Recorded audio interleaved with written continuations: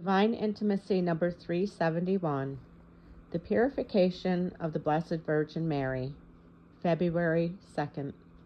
Presence of God. O Lord, I come to you and beg you, through the intercession of the Blessed Virgin Mary, to purify my soul. Meditation 1. Today's feast, which marks the end of Christmas season, is a feast both of Jesus and of Mary. Of Jesus, because he is presented by his mother in the temple 40 days after his birth, according to the requirements of the law; of Mary, because she submits herself to the rite of purification.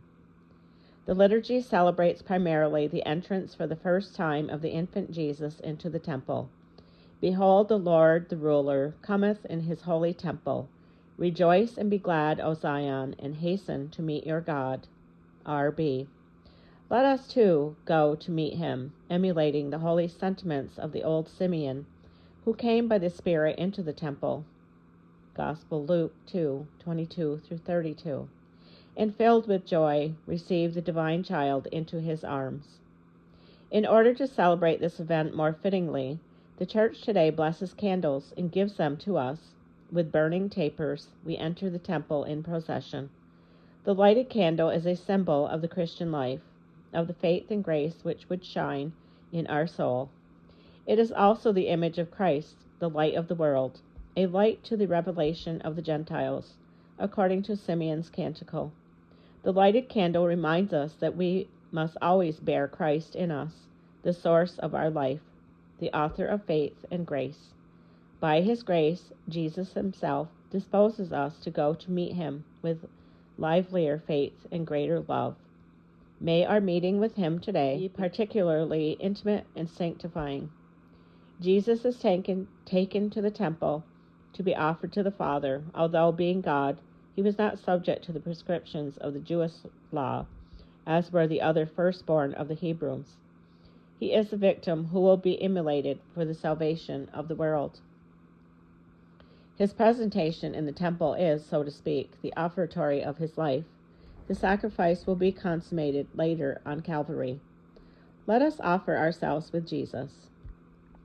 Meditation 2. Jesus was presented in the temple by his mother. Let us therefore contemplate Mary in her office of co-redemptrix. Mary knew that Jesus was the Savior of the world, and through the veil of prophecy, she sensed that his mission would be accomplished in a mystery of sorrow in which she would participate in her role as mother. Simeon's prophecy, "In thy own soul a sword shall pierce," confirmed her intuition. Deep in her heart, Mary at that moment must have repeated her fiat, "Behold the handmaid of the Lord, be it done unto me according to thy word." Luke 1:38. At the same time that she offered her son, she offered herself, being always closely united to his destiny. But before entering the temple to present Jesus, Mary wanted to submit to the law of legal purification.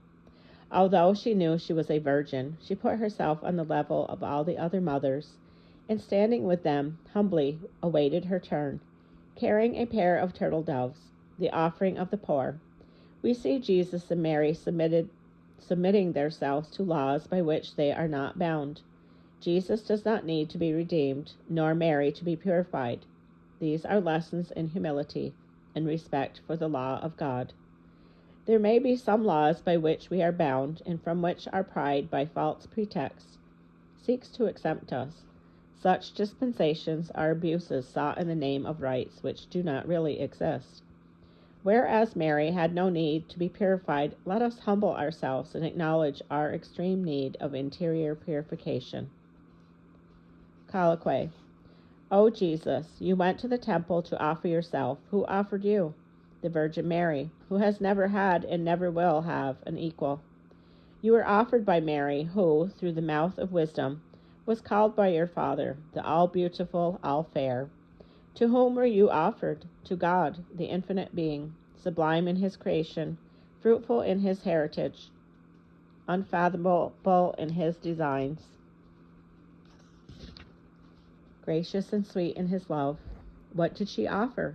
She offered you, the eternal Word, substance of the divine essence, Son of the Most High, the lawgiver of the universe, You who have been called by so many great and beautiful names, O Key of David, O King of Nations, O Emmanuel. What do you teach me, O Lord, offering yourself this in the temple? You show me respect for the law by your willingness to observe it. You teach me adoration, for you offered yourself to the Father, not as his equal, which you really were, but as man.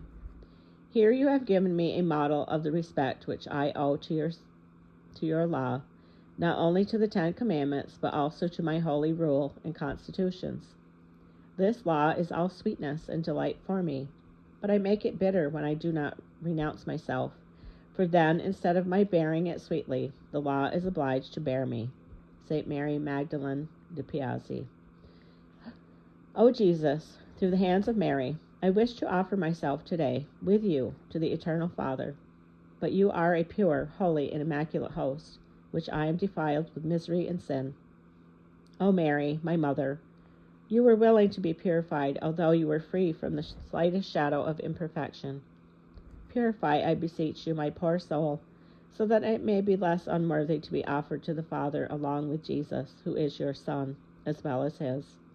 O Virgin most pure, lead me along the way of a serious and thorough purification. Accompany me yourself, so that my weakness will not make me faint because of the roughness of the road. End of 371.